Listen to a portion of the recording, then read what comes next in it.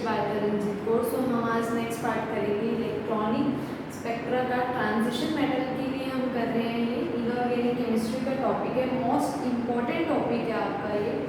Net point of view से, GATE point of view से important topic है। So मैं एमएससी का पार्ट अभी कवर करवा रही हूँ। अब यहाँ पे क्या है, मैंने मेन पॉइंट्स आपके लिख दिए हैं। आज हम सिर्फ रूल्स डिस्कस करेंगे। सो हम रूल्स डिस्कस करते हैं जो आगे हमने फर्दर यूज करने हैं। Selection rule for D transitions. अब डी ट्रांजिशंस मींस आपका डी ऑर्बिटल से डी ऑर्बिटल के बीच में ही क्या हो रहा है, ट्रांजिशन हो रहा है। जैसे आपके पास ट्रांजिशन हो रहा है, दैट मींस यहाँ कोई मैटर पड़ा है। जब मैटर पड़ा उसको कोई ना कोई तो एनर्जी चाहिए ना एक्साइटेशन के लिए। अगर डी के अंदर ट्रांजिशन हो रही है, डी के अंदर ट्रांजिशन हो रही है, किसी भी ऑर्बिटल के बीच में अगर ट्रांजिशन हो रही है तो उसको कोई ना कोई एनर्जी चाहिए ही चाहिए अपनी ग्राउंड स्टेट से एक्साइटेड स्टेट में आने के लिए या नेक्स्ट एनर्जी लेवल में जाने के लिए। तो ये एनर्जी जो एब्जॉर्ब होगी इसको हमने कंबाइन कर दिया सिलेक्शन रूल के अंदर। सिलेक्शन रूल के अंदर फर्दर 2 सिलेक्शन रूल आएंगे। तो स्पिन सिलेक्शन रूल, सेकंड जो है वो क्या है, लैबोरेटरी ऑर्बिटल सिलेक्शन रूल। सो अगर तो इन रूल्स के अकॉर्डिंग, स्पिन के अकॉर्डिंग एंड साथ के साथ ऑर्बिटल के अकॉर्डिंग अगर ट्रांजिशन पॉसिबल है तो वो ट्रांजिशन क्या कहलाई जाएगी, अलाउड ट्रांजिशन। अगर आपकी इन रूल्स के अकॉर्डिंग ट्रांजिशंस पॉसिबल नहीं है तो दैट मीन्स वो ट्रांजिशन क्या कहलाई जाएगी, फॉरबिडन ट्रांजिशंस। तो इसी के अंदर सिलेक्शन रूल के अंदर हम स्टार्ट करते हैं लैबोरेटरी ऑर्बिटल सिलेक्शन रूल। अब ये कहता क्या है, सबसे पहले ये क्या बोलता है कि अगर आपके पास कोई भी इलेक्ट्रॉन है या किसी के बारे में अगर आप स्टडी कर रहे हो उसका, इलेक्ट्रॉन के बारे में, सो उसका जो स्पिन क्वांटम नंबर है, सॉरी जो आपके पास क्वांटम नंबर होंगे चारों में से एक ना एक डिफरेंट जरूर होना चाहिए। आपको मैंने पहले भी बताया था। बट इसमें क्या है, आपके पास एल क्या होगा, चेंज होगा ही होगा आपके पास सबसाइडरी क्वांटम नंबर, ठीक है। तो डेल्टा एल क्या है, ±1 वेरी करेगा। जैसे एग्जांपल ले लो कोई भी। अब यहाँ पे क्या है, एल क्या है, 0। एल क्यों 0 है, कैल्शियम की जो आपके पास इलेक्ट्रॉनिक कन्फिग्रेशन होती है वो लास्ट में क्या आती है, S2, ठीक है। S2 के अंदर S के लिए हम क्या यूज करते हैं, एल की वैल्यू 0 यूज करते हैं। सो एल आपके पास क्या आ जाएगा, 0। जब ये ट्रांजिशन होगा S वाला किस पे जाएगा, P में, that means S1 and P1 हो जाएगा आपके पास। जैसे ही S और P में ट्रांजिशंस हो रही है, आपको मेन पॉइंट है ये ध्यान रखना है, डिफरेंट ऑर्बिटल्स में अगर ट्रांजिशंस होती हैं तो वो अलाउड ट्रांजिशंस कहलाई जाती हैं। अगर डी के अंदर ट्रांजिशंस हो रही है वो अलाउड ट्रांजिशंस नहीं कहलाई जाती।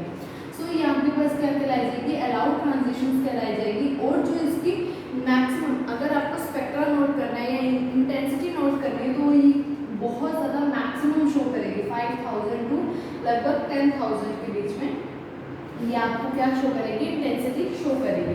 कब, जब आपके पास अभी यहाँ पे एल क्या हो गया, 1, 0 और 1, ठीक है। तो आपके पास जो है एल की वैल्यू चेंज हो रही है। अगर चेंज हो रही है दैट मीन्स आपके पास क्या है, अलाउड ट्रांजिशंस हैं। अब फॉरबिडन ट्रांजिशंस कब होगी, जब डी के बीच में ट्रांजिशंस होगी, या आप कह सकते हो सेम ऑर्बिटल के बीच में अगर ट्रांजिशंस होती हैं तो वो अलाउड ट्रांजिशंस नहीं कहलाई जाती, वो फॉरबिडन ट्रांजिशंस कहलाई जाती हैं। अगर फॉरबिडन है, ट्रांजिशन पॉसिबल नहीं है अच्छी तरह से, तो उसकी इंटेंसिटी भी बहुत कम मिलेगी। अब इंटेंसिटी हमें शो होगी बट बहुत कम, 5 to 10। अब ये शो क्यों होगी हमें, क्योंकि कुछ रिलैक्सेशन टाइम आ जाता है रूल के अंदर, लैबोरेटरी ऑर्बिटल सिलेक्शन रूल के अंदर। सो इसीलिए ये कुछ ना कुछ इंटेंसिटी शो करेगा ही करेगा। अब यहाँ पे आपको पता लग गया forbidden transitions as well as allowed transitions होते क्या हैं। इसके बाद अगर सपोज कोई भी metal atom, transition metal atom की हम बात कर रहे हैं, ट्रांजिशन मेटल एटम किसी लिगेंड से सराउंडेड है और लिगेंड आपके पास कुछ डिफरेंट है, डिफरेंट ऑर्बिटल्स में बिलोंग कर रहे हैं। अगर ये डी ऑर्बिटल का मेटल और लिगेंड क्या है, पी ऑर्बिटल का, तो डिफरेंट ऑर्बिटल्स है, दैट मीन्स इनमें सेंटर ऑफ सिमेट्री नहीं है। जिसमें सेंटर ऑफ सिमेट्री होगी, या आप अभी ये समझा आपने, सेम के अंदर अगर ट्रांजिशंस पॉसिबल नहीं है तो अगर यहाँ डी होता है तो ट्रांजिशन इतनी स्ट्रॉन्ग नहीं होती। तो अगर यहाँ डी और पी है, मतलब डिफरेंट ऑर्बिटल्स यूज हो रहे हैं। डिफरेंट ऑर्बिटल्स का मतलब क्या है, आपके पास एक तो सेंटर ऑफ सिमेट्री एग्जिस्ट नहीं करती है ऑक्टाहेड्रल के स्ट्रक्चर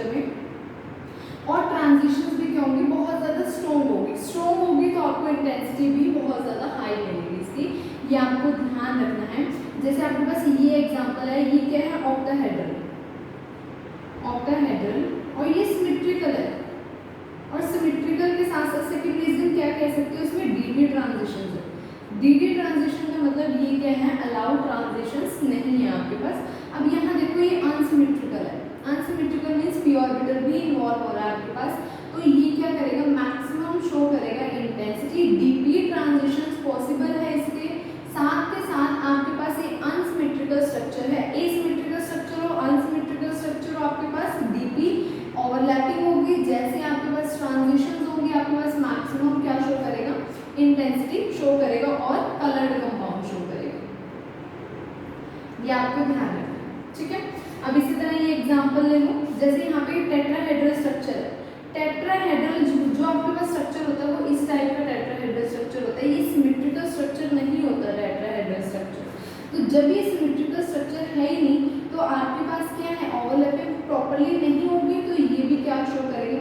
और जब सिमेट्रिकल ही है that means not centre of symmetry exist कर रही है, नॉन सेंटर सिमेट्रिकल, ये एग्जांपल है ये वाला भी और ये वाला भी, दोनों आपके पास सिमेट्रिकल नहीं है। तो सिमेट्रिकल नहीं होने का मतलब आपके पास अलाउड ट्रांजिशन शो होगी और कलर कंपाउंड शो होगा, मैक्सिमम आपके पास क्या होगी, इंटेंसिटी होगी।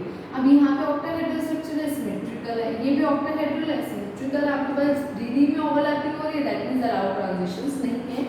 तो ओवरऑल जो निचोड़ आता है लैबोरेटरीज ऑर्बिटल सिलेक्शन रूल का वो क्या है, अलाउड ट्रांजिशंस कब होगी आपके पास, लैबोरेटरीज अलाउड ट्रांजिशंस होगी जब डीपी आपके पास क्या होगी, ऑर्बिटल्स में ट्रांजिशन होगी, और उसकी इंटेंसिटी हमें क्या मिलेगी, वेरी इंटेंस मिलेगी। और फॉरबिडन ट्रांजिशंस कब पॉसिबल है आपके पास, फॉरबिडन ट्रांजिशन वेरी करती है वीक से लेके वेरी वीक इंटेंसिटी तक, इंटेंस वीक इंटेंस से लेके वेरी वीक इंटेंस तक। अब वो वीक कब होगा, जब नॉन सेंट्रो सिमेट्रिकल होगा, जब सिमेट्रिकल नहीं है आपके पास तो वीक होगा। अब ये होगा कैसे, सपोज जब मेटल क्या कर रहा है, लिगेंड के साथ अटैच हो रहा है, तो इन दोनों के बीच में क्या है, बॉन्ड है। अब बॉन्ड क्या है, वाइब्रेट करना स्टार्ट कर देता है। अब वो बॉन्ड वाइब्रेट कर रहा है, जो लिगेंड है वो क्या है, अटैच है मेटल के साथ, अपने उस पोजीशन में रहेगा, इक्विलिब्रियम मेंटेन करके रखेगा। तो उसकी वजह से आपके पास क्या है, बहुत कम इंटेंसिटी, मतलब अलाउड ट्रांजिशन शो होगी बट वेरी लेस इंटेंसिटी से, तो बहुत कम इंटेंसिटी से शो होगा। फॉरबिडन कब होगा, वेरी करेगा forbidden transition, weak to very weak. Weak कब होगा, जब नॉन सेंट्रो सिमेट्रिकल होगा, और वेरी वीक होगा सेंट्रो सिमेट्रिकल होगा। ये तो था laboratories orbital selection rule. Next जो आपके पास सिलेक्शन रूल है वो है स्पिन सिलेक्शन रूल। अब स्पिन सिलेक्शन रूल कब होता है आपके पास, जब ट्रांजिशन होती है। मैं यहाँ से इरेज कर देती हूँ थोड़ा सा आपको समझाने के लिए।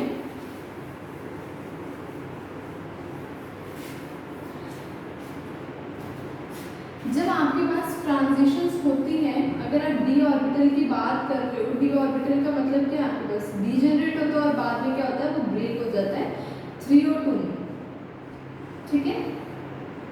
3O2 में ब्रेक हो जाएगा। जैसे ही ब्रेक होगा, सपोज आपने एग्जांपल यहाँ पे लिया है Mn+2 का एग्जांपल लिया है। सबसे पहले ये करने से पहले आप स्पिन सिलेक्शन रूल समझ लो कि आपके पास जैसे ही वो लोअर स्टेट से हायर स्टेट में जाता है तो उसकी स्पिन चेंज नहीं होती है, वो स्पिन सेम रहती है। दैट मीन्स डेल्टा एस जो होगा आपके पास क्या होगा, 0 होगा, उसकी स्पिन जो है उसमें कोई भी फर्क नहीं आएगा। अब चलते हैं बात मैग्नीज का एग्जांपल लेके चल रहे हैं। मैग्नीज अगर सपोज वीकली फील्ड है, मतलब वाटर के साथ ले लो +2, और मैग्नीज की कॉन्फ़िगरेशन आपको पता है ये क्या होती है, D5S2, लास्ट का लेके चल रही हूँ, D5S2। जब मैग्नीज क्या होगा आपके पास +2 ऑक्सीडेशन स्टेट में होगा, दैट मीन्स S2 इलेक्ट्रॉन क्या हो जाएंगे, रिमूव हो जाएंगे, D5 कॉन्फ़िगरेशन आएगी और ये डीजनरेट नहीं देगा, ये ब्रेक हो जाएगा। D5 क्या है, फुली फिल्ड हो चुका है। जैसे ये फुली फिल्ड होगा, अब ये मेन पॉइंट है आपके पास, जैसे ही ये फुली फिल्ड होगा, अब इलेक्ट्रॉन को एक्साइटेशन होने के लिए जगह चाहिए। अब जगह ही नहीं है उसके पास, अभी फुली फिल्ड की बात नहीं कर रही हूँ, ये अनपेड ही है सारे के सारे, तो उसके पास स्पेस नहीं है तो वो ट्रांजिशन शो करेगा ही नहीं करेगा। तो इसीलिए डेल्टा एस की जो वैल्यू होती है वो क्या आएगी, 0 आएगी। और आपके पास जो मैग्नीज के कंपाउंड होते हैं इसीलिए ये क्या होते हैं, ऑफ वाइट कलर के होते हैं और फ्लैश कलर के कह सकते हो आप, because off spin selection rule, that means spin forbidden transitions होंगी, ऑफ वाइट कलर शो करेगा और आपके पास क्या शो करेगा, फ्लैश कलर शो करेगा। अब इसके बाद जो मेन पॉइंट है, अगर हम इसकी इंटेंसिटी की बात करते हैं तो जो आपके पास स्पिन फॉरबिडन ट्रांजिशंस होते हैं आपके पास, ये स्पिन फॉरबिडन है, इसकी इंटेंसिटी कितनी आएगी हमारे पास, 1/100 टाइम्स इसकी इंटेंसिटी शो होगी किसकी, स्पिन अलाउड ट्रांजिशन से, मतलब इतनी लोअर आएगी 1/100 टाइम्स स्पिन फॉरबिडन ट्रांजिशन की इंटेंसिटी शो होगी। तो जो उसकी फॉरबिडन की इंटेंसिटी होगी दैट मींस बहुत ज़्यादा वीक होगी। और अगर अगर एक्साइटेशन होती भी है, सपोज किसी कंपाउंड में एक्साइटेशन हो रही है, यहाँ पे D2 का एग्जांपल लिया वो हम लेते हैं, तो कब होगी, जब सेम मल्टीप्लिसिटी होगा जैसे कि ग्राउंड स्टेट की मल्टीप्लिसिटी है। कैसे ग्राउंड स्टेट की मल्टीप्लिसिटी, मल्टीप्लिसिटी का मतलब 2s + 1 की वैल्यू, मल्टीप्लिसिटी 2s + 1 की वैल्यू आपके पास सेम होनी चाहिए। जैसे आप एक्साइटेशन करते हो ग्राउंड लेवल से एक्साइटेड स्टेट में, तो यहाँ पे D2 आपके पास क्या है, कन्फिग्रेशन दी हुई है और उसके ग्राउंड स्टेट और एक्साइटेड स्टेट दी हुई है, मतलब एटॉमिक टर्म्स निकाले हुए हैं। टर्म सिंबल आपको मैंने बताए थे 2s + 1 Lj से, 2s + 1 L कितना पार्ट क्या क्या रह जाता है आपके पास, एटॉमिक सिंबल्स। तो एटॉमिक सिंबल्स निकाले हुए ग्राउंड स्टेट क्या आई हुई है, triplet of F and triplet of P। अब इसको ये ट्रिक है, किस तरह से आप निकालोगे, D के अंदर 2 इलेक्ट्रॉन है और जब वो डीजनरेट होता है दैट मींस 5 ऑर्बिटल्स +2 +1 0 -1 -2। तो अगर तो आपकी ट्रांजिशन हो रही है डिफरेंट ऑर्बिटल्स में, सपोज इस तरह से कोई ऑर्बिटल है, तो आप फॉर्मूला लगाते हो L निकालने के लिए, capital L1 small l1 L2 से लेके L1 - L2। अगर आपके पास सेम है, जैसे dd में ट्रांजिशन हो रही है, इसकी ट्रांजिशन d में ही होगी, तो आप लगाते हो समेशन ऑफ f, मतलब ऐड करते हो। तो हम ये वाला फॉर्मूला लगाएंगे। सो 2 + 1 = 3, 2 + 1 = 3 आपके पास आ चुका है। 3 के लिए हम क्या यूज करते हैं, अगर L की वैल्यू 0 होती है, 1 होती है, 2 होती है, 3, मतलब S P D and F। F आया आपके पास यहाँ से। और अगर आपने स्पिन निकालनी है 2 इलेक्ट्रॉन्स की, स्पिन के लिए हम फॉर्मूला क्या लगाते हैं, टोटल स्पिन के लिए S1 to S2 up to S1 - S2। तो यहाँ पे क्या आएगा, 2 इलेक्ट्रॉन्स 1 + 1 1 - 1 2 0, ठीक है, डिक्रीज होता जा रहा है 2 1 0। सो अब यहाँ पे अगर आपने ट्रिपलेट निकालना है, मतलब आपको इसमें पुट करना पड़ेगा मल्टीप्लिसिटी, तो स्पिन की वैल्यू आपके पास क्या है, हाफ + हाफ, सॉरी यहाँ पे 1 नहीं आएगा, हाफ होती है ना इलेक्ट्रॉन की, तो ये क्या हो गया 1 and हाफ - हाफ = 0, तो 1 आएगी और 0 आएगी आपके पास। अगर यहाँ पे 1 पुट करते हो 2 + 1 = 3, तो एक आपके पास सिंबल आ गया ट्रिपलेट ऑफ F, ठीक है। अगर 0 पुट करते हो तो सिंगलेट ऑफ F आ जाएगा आपके पास, बट आपको सेम मल्टीप्लिसिटी देखनी है, तो आपके पास ट्रिपलेट ऑफ S इस तरह से ट्रिक से निकाला जाता है कि आप सिंपली निकाल सकते हो। तो यहाँ पे क्या बताया जा रहा था, इसकी ग्राउंड स्टेट आपके पास क्या है, ट्रिपलेट ऑफ F। एक्साइटेशन कब होगी, अगर उसकी मल्टीप्लिसिटी भी सेम होगी, ट्रिपलेट होगी, या सिंगलेट है तो सिंगलेट में ही वो ट्रांजिशन शो करेगा। तो ये तो था स्पिन सिलेक्शन रूल। अब चलते हैं splitting of electronic energy level and spectroscopic state. ये करने से पहले आप थोड़ा सा समझ लो कि आपके पास जो S की शेप होती है वो क्या होती है, स्फेरिकल होती है। और स्फेरिकल शेप को अगर मैंने ऑक्टाहेड्रल फील्ड लगाई है उसके आसपास, तो उसको कोई भी इफेक्ट नहीं पड़ेगा, किसी भी साइड से कर लो, क्योंकि उसकी शेप क्या है, स्फेरिकल है। अगर सपोज P की है, P की शेप क्या होती है, डायरेक्शनल शेप होती है, एक तरह से डायरेक्शन शो करता है, x y z एक्सिस आपके पास तो डंबल शेप होती है आपके पास। तो अगर मैं इसको लिगेंड अप्रोच कराती हूँ, ऑक्टाहेड्रल फील्ड अगर लगाती हूँ, तो ये क्या करेगा, ऑक्टाहेड्रल फील्ड इसको अफेक्ट करेगा। इसी तरह वाई को भी करेगा, जेड को भी करेगा, तो मतलब सबको सेम तरह से करेगा, सिमेट्रिकल शो हो जाएगी। तो ये डीजनरेट आपके पास क्या होंगे, ब्रेक नहीं होंगे फिर ऑर्बिटल्स। अगर मैं बात करती हूँ डी की, डी आपके पास क्या है, डबल डंबल। उसकी वजह से क्या होता है, जब मैं ऑक्टाहेड्रल फील्ड लगाती हूँ तो वो क्या हो जाते हैं, 2 लेवल्स में स्प्लिट हो जाते हैं, एक में 3, एक में 2 लेवल्स आ जाते हैं। तो ये कब होगा, जब डी ऑर्बिटल्स को हम ऑक्टाहेड्रल फील्ड लगाएंगे, उसकी वजह से क्या होएगा, सब में इफेक्ट पड़ेगा, जिसके कारण वो क्या हो जाएगी, डीजनरेट से अनडीजनरेट हो जाएगी। तो अब यहाँ पे एग्जांपल कर रहे हैं हम D1 कॉन्फ़िगरेशन के लिए। सेम अभी आपको ग्राउंड स्टेट निकालने मैंने सिखाई है, आप ग्राउंड स्टेट उस तरह से निकाल लोगे। यहाँ पे क्या आ रही है, डबलेट ऑफ डी आ रही है आपके पास, डबलेट ऑफ डी आएगी। हाँ, इलेक्ट्रॉनिक एनर्जी होती है आपके पास, ये मैं पूरा डिटेल में नहीं कराऊंगी क्योंकि आप ये कर चुके हो already BSc point of view से। T2G एंड EG लेवल्स, ये क्या होते हैं आपके पास, इलेक्ट्रॉनिक एनर्जी लेवल्स की बात कर रहे हैं। T4 ट्रिपलेट एंड EG4 हम क्या करते हैं, डबलेट के लिए यूज करते हैं कि अगर ये डबलेट में ब्रेक हो रहा है तो EG एंड ट्रिपलेट में ब्रेक हो रहा है तो T2G। और G कब लगता है, ऑक्टाहेड्रल फील्ड पे लगता है, और टेट्राहेड्रल फील्ड में G नहीं लगता, ये आपको पता होना चाहिए। और अगर आप इसको कैपिटल में लिख देते हो, स्पेक्ट्रोस्कोपिक टर्म बन जाती है ये, ठीक है। ये स्टेट्स हो गया आपके पास, ये क्या है, स्पेक्ट्रोस्कोपिक स्टेट्स, एंड ये क्या है आपके पास, इलेक्ट्रॉनिक एनर्जी। सो D1 के लिए ग्राउंड स्टेट आप निकाल लोगे, सिंपल लिखना ही है, एनर्जी ड्रॉ करोगे, ये भी आप ऐसे कर चुके हो। अगर मैं इसका देखती हूँ डीजनरेट जो था डी ऑर्बिटल 1 2 3 4, ये क्या हो गया, स्प्लिट हो गया, मतलब 3 और 2 में बस वही ड्रॉ किया हुआ है। यहाँ पे T2G लिख दिया, T2G मीन्स ट्रिपली डीजनरेटेड। ये बेल सेंटर है आपके पास, टोटल जो डिस्टेंस होता है वो 10 डी के ऊपर होता है, और ये आपके पास क्या है, डब्ल्यू डीजनरेटेड, ठीक है। डब्ल्यू के लिए EG से रिप्रेजेंट किया हुआ है। तो ये आपको डिस्टेंस ध्यान रखना है, जो आपके पास ट्रिपली होते हैं वो 4 का डिस्टेंस शो करती है बेल सेंटर से, और जो आपके पास 6 का डिस्टेंस शो करेगा वो डबलेट वाला शो करेगा। जब हम इसको सॉल्व करते हैं तो माइनस में लेते हैं बिकॉज ऑफ नीचे जा रहा है। इसी तरह एफ के लिए, एफ क्या होता है, 3 में ब्रेक होता है। ए हम यूज करते हैं सिंगली के लिए, ए। तो यहाँ पे ट्रिपली T1G, मतलब एक और ट्रिपली में ब्रेक होगा, T2G। एफ ऑर्बिटल्स की बात कर रहे हैं हम, ठीक है। तो एफ के अंदर 7 होंगे, 3 3 एंड 1, 7 हो चुके हैं आपके।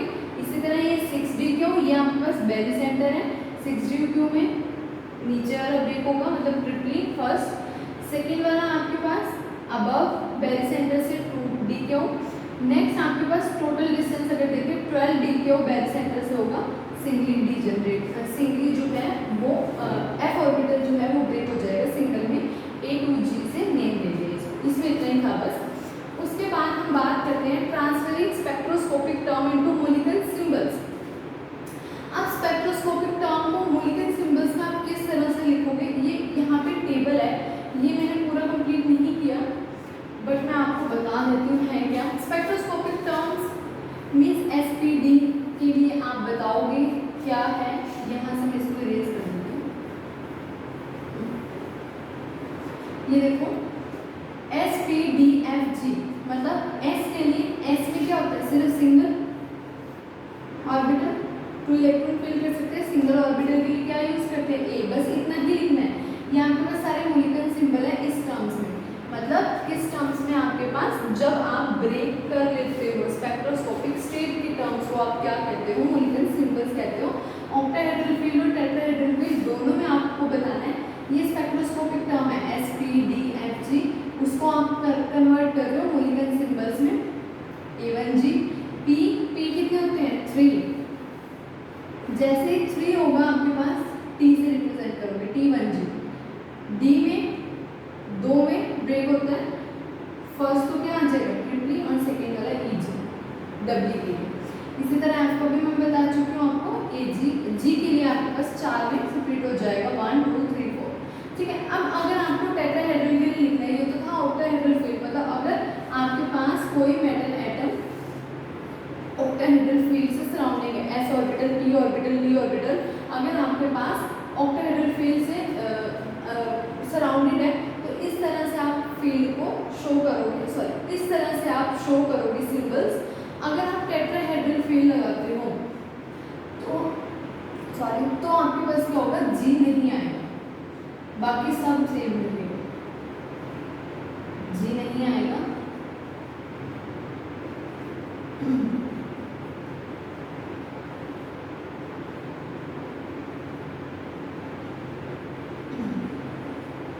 ये तो थे मोलिकुलर सिंबल, किस तरह से आप स्पेक्ट्रोस्कोपिक टर्म्स को मोलिकुलर सिंबल में रिप्रेजेंट कर सकते हो।